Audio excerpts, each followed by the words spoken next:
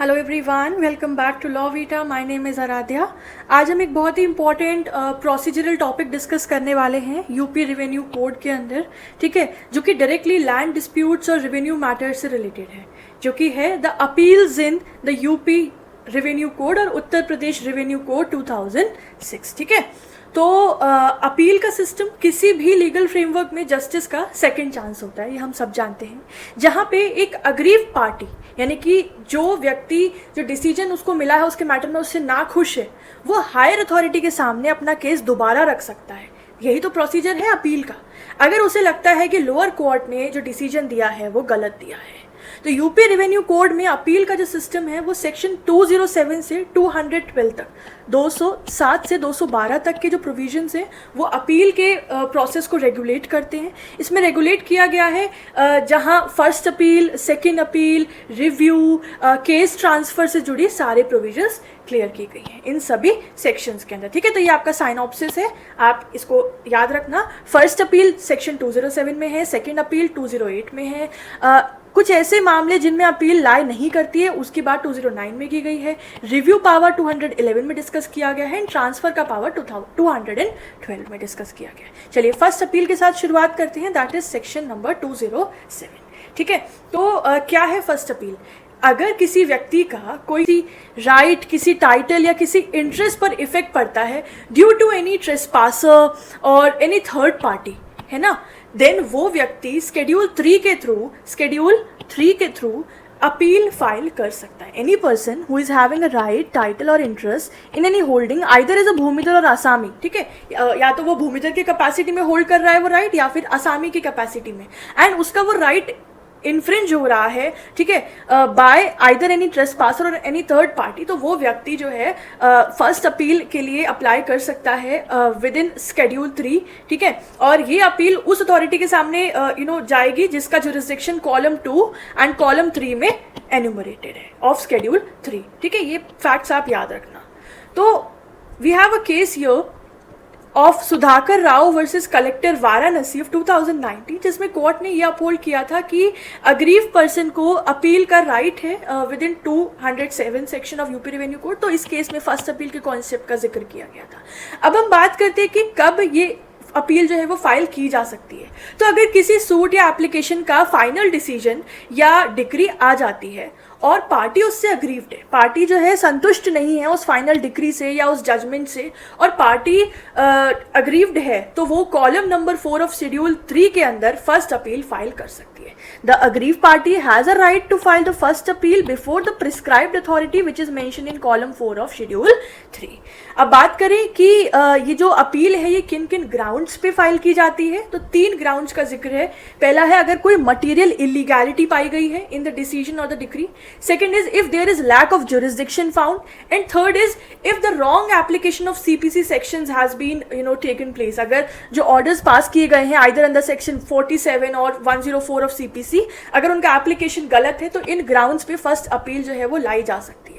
First appeal file करने का एक टाइम ड्यूरेशन है, टाइम लिमिट है, that is 30 days from the date of decree और ऑर्डर। जिस दिन डिक्री या ऑर्डर पास हुआ है उसके 30 दिन के अंतर्गत आप फर्स्ट अपील जो है वो प्रिस्क्राइब्ड अथॉरिटी के पास लेकर जाएंगे। ठीक है, and if any person fails to file is appeal, कि अगर कोई व्यक्ति फेल हो जाता है किसी कारण से, पार्टी अपील नहीं कर पाती है विद इन 30 days, उस 30 days के ड्यूरेशन के अंदर, तो वो डिले कंडोनेशन एप्लीकेशन के साथ अपील फाइल कर सकती है। ठीक है, मतलब आप एक कंडोनेशन एप्लीकेशन सबमिट करेंगे कि इस रीजन की वजह से मैं सबमिट नहीं कर पाया फर्स्ट अपील या अप्लाई नहीं कर पाया, एंड अगर कोर्ट एक्सप्लेनेशन से संतुष्ट होती है, if the court gate satisfied, तो डिले कंडोन करके अपील सुनने का ऑर्डर दे सकती है। ठीक है, तो ये हो गया फर्स्ट अपील। हम लोगों ने क्या क्या जाना कि कब किस मैटर में फर्स्ट अपील लाई जाती है, ठीक है, किस तरीके से लाई जाती है, किस प्रोविजन के अंतर्गत लाई जाती है, किस ग्राउंड्स पे लाई जाती है, किस ड्यूरेशन में लाई जाती है, और अगर डिले हो गया है तो क्या प्रोसेस रहता है। Now talking about the second appeal. Second appeal का जिक्र किया गया है सेक्शन 208 में। तो सेकेंड अपील कब फाइल होती है? जब फर्स्ट एपेलेट अथॉरिटी का जो जजमेंट है वो अग्रीव पार्टी को एक्सेप्टेबल नहीं लगता, तब वो सेकंड अपील फाइल कर सकती है against the judgment of first appellate authority. यानी फर्स्ट अपील लेके गई पार्टी, लेकिन वो उसके डिसीजन से भी नाखुश है या संतुष्ट नहीं है, उसको एक्सेप्ट नहीं कर रही है, देन वो सेकंड अपील जो है वो फाइल करेगी before the second appellate authority as mention in column number 4। वहां पे था कॉलम नंबर 4 और यहाँ पे है कॉलम नंबर 5। ठीक है, सेकंड अपील की अथॉरिटी किसमें मेंशन है? Column number 5 of schedule 3। इसकी टाइम लिमिट क्या है? Within 90 days from the date of the first appeal judgment. ठीक है, वहां पे 30 डेज था, यहाँ पे 90 डेज है। ये डेज का जो टाइम लिमिट है ये आपको याद रखना पड़ेगा और इसमें गलती मत करना, नंबर कट जाएंगे। ठीक है, एक कंडीशन है लेकिन सेकेंड अपील फाइल करने की कि अपील तभी एडमिट की जा सकती है जब इस मैटर में, इस अपील में substantial question of law involve हो। देयर इज नेसेसिटी कि यहाँ पे कोई ना कोई substantial very important question of law involve है और जिसपे जो डिसीजन है वो सेटिस्फैक्टरी नहीं है, therefore the second appeal is being laid. ठीक है, we have a case here Bablu versus Shrimati Beti Bai of 2015। इस केस में कोर्ट ने ये क्लैरिफाई किया था कि सेकंड अपील तभी मेंटेनेबल है जब कोई इंपॉर्टेंट लीगल इशू जो है जो लॉ के एग्जिस्टिंग फ्रेमवर्क में पहले डिसाइड नहीं हुआ था उसको यहाँ पर लाया गया है। It must have not been previously settled by the law of the land and the legal question involved must be debatable। ठीक है, तो ये कोर्ट का मैंडेटरी ड्यूटी है कि सब्सटैंशियल क्वेश्चन ऑफ लॉ को फ्रेम करना eight the time of admission and उसके बाद ही अपील को एंटरटेन करना। ठीक है, ये बात कही गई थी Bablu versus Shrimati Beti Bai. It is mandatory duty of the court to frame the substantial question of law at the time of admission of appeal and thereafter pass the order. ठीक है, तो ये हो गया सेकेंड अपील का कॉन्सेप्ट। 90 डेज इसका time period है। इसकी अपीलेट अथॉरिटी जो है वो मेंशन है अंडर कॉलम 5 ऑफ शेड्यूल 3। चलिए moving ahead, now talking about कि कुछ ऐसे ऑर्डर्स होते हैं, कुछ ऐसी डिक्रीज होती है जिनके अगेंस्ट अपील नहीं फाइल की जा सकती है, जिसका जिक्र सेक्शन 209 में किया गया है। The appeal shall not lie against, ये आप याद रखना लिस्ट। ठीक है, पहला है the orders made under chapter 11 of the code. जो भी ऑर्डर्स चैप्टर 11 के अंदर पास किए गए हैं उनके अगेंस्ट कोई डिक्री, कोई अपील लाई नहीं करेगी। सेकंड, द ग्रांटिंग और rejecting of condonation of delay as per section 5 of limitation act, इसके against there be no appeal shall lie. Third is the rejection of revision application, अगर एक बार revision application reject हो गई उसके बाद आप appeal नहीं ले जा सकते। Then granting the orders which are granting or rejecting the stay application, कोई भी ऐसा ऑर्डर जो कि स्टे एप्लीकेशन को रिजेक्ट कर रहा है या ग्रांट कर रहा है उसके अगेंस्ट अपील नहीं लाई जा सकती। Next is against the remanding orders, ठीक है, to any subordinate court. Next is orders of interim nature and the orders which are pass with the consent of both parties. जब कोई ऑर्डर दोनों ही parties के कंसेंट के साथ पास कर दिया गया है बाय द कोर्ट और officer, then you can not file any further appeal in that particular matter.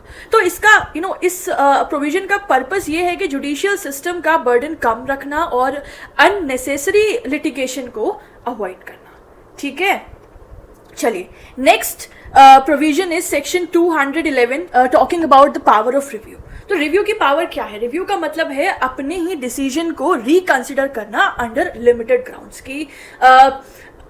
Court को लगता है कि हमें जो हमने डिसीजन दिया, जो हमने ऑर्डर पास किया, हमें उसे रिकंसिडर करना चाहिए। दैट मे बी कुछ ऐसा नया किसी नए एविडेंस का, किसी नए डॉक्यूमेंट का डिस्कवरी हुआ है तो हमें रिकंसिडरेशन लेना चाहिए। मतलब इस तरह के कुछ सर्कमस्टांसेस होते हैं जिसमें रिव्यू की पावर जो है वो एंटरटेन की जा सकती है। तो सेक्शन 211 बात करता है that the power of review to the board of revenue, यानी कि सिर्फ बोर्ड ऑफ रेवेन्यू के पास ही पावर है रिव्यू का under this UP revenue code. किसी भी और कोर्ट को अपने जजमेंट को रिव्यू करने का अधिकार नहीं है, ये बात आप याद रखना। Only board of revenue has a power of review as per section 211। ठीक है, कुछ ग्राउंड्स हैं जिस के बेसिस पर ये जो पावर ऑफ रिव्यू है वो एक्सरसाइज की जाती है। पहला कि मैंने भी बताया कि कोई नए एविडेंस या नए डॉक्यूमेंट्स का डिस्कवरी हुई है जो पहले अवेलेबल नहीं थे, तब कोर्ट रिव्यू की पावर एंटरटेन कर सकता है, कोर्ट उस मैटर को रिव्यू कर सकता है। सेकंड, कोर्ट के डिसीजन में कोई एपरेंट मिस्टेक या कोई एरर जो है वो पाया गया, सम मिस्टेक और apparent error on the face of record was overlooked at the time of decision, then the court may review its decision. And the third is any other sufficient reason which is brought to the court. ठीक है, कोई भी अन्य ऐसा reason जो कि court के सामने लाया गया और कोर्ट को लगता है कि हाँ इस मैटर में मुझे इस ऑर्डर को, अपने जजमेंट को फिर से रिव्यू करना चाहिए, then in these circumstances this power of review as provided in section 211 is being exercise. इसका भी एक टाइम लिमिट है, टाइम है कि रिव्यू एप्लीकेशन जो है it it must be filed within 60 days from the date of judgment and not thereafter by the aggrieved party. aggrieved party को 60 days के within ही review application जो है वो फाइल करनी चाहिए from the date of judgment, उसके बाद नहीं. ठीक है, तो ये हो गया हमारा power of review. Now the next and the last heading of today's lecture is the power to transfer the case. तो ये सेक्शन 211 में प्रोवाइडेड है कि अगर किसी केस में लगता है कि रेवेन्यू ऑफिसर प्रॉपर तरीके से पावर एक्सरसाइज नहीं कर रहे हैं, तो जो बोर्ड है, बोर्ड केस को ट्रांसफर कर सकता है टू सम अदर अथॉरिटी और टू द अदर कोर्ट. ठीक है, तो ये जो पावर है टू ट्रांसफर द केस, ये लाई करती है with the board of revenue. ये बात आप याद रखना. ठीक है, board of revenue has this exclusive power, wholesome power to transfer the case after recording its reason either suo motu, यानी या तो वो अपने खुद के मोशन पे स्वेच्छा से ट्रांसफर कर सकते हैं, और on the application of the aggrieved party, या फिर किसी अग्रीव पार्टी की एप्लीकेशन पर भी ट्रांसफर किया जा सकता है. अब ट्रांसफर किस तरीके से ट्रांसफर किया जाता है? Transfer can be made to any other revenue officer, या तो ट्रांसफर किसी अन्य रेवेन्यू ऑफिसर को ट्रांसफर किया जा सकता है ऑफ द सेम डिस्ट्रिक्ट, और to any higher court of another district, या फिर किसी अन्य हायर कोर्ट को भी ट्रांसफर किया जा सकता है ऑफ अनदर डिस्ट्रिक्ट. ये बात यहाँ लिखिए, the case shall be transfer to another revenue officer of same jurisdiction और to the higher court of another district. ये बात आप रखना कि ट्रांसफर किसको किया जा सकता है. ठीक है, चलिए let's sum up this lecture with an important case of 2019, that is Shrimati Sharda Singh and others versus state of UP. तो इस केस में क्या हुआ था? पिटिशनर चाहता था कि उनका रेवेन्यू मैटर किसी और कोर्ट या किसी और ऑफिसर के ट्रांसफर किया जाए, है ना, लेकिन उन्होंने क्या किया, इसके लिए डायरेक्टली हाई कोर्ट में रिट फाइल कर दी. Writ petition was filed by the petitioner here.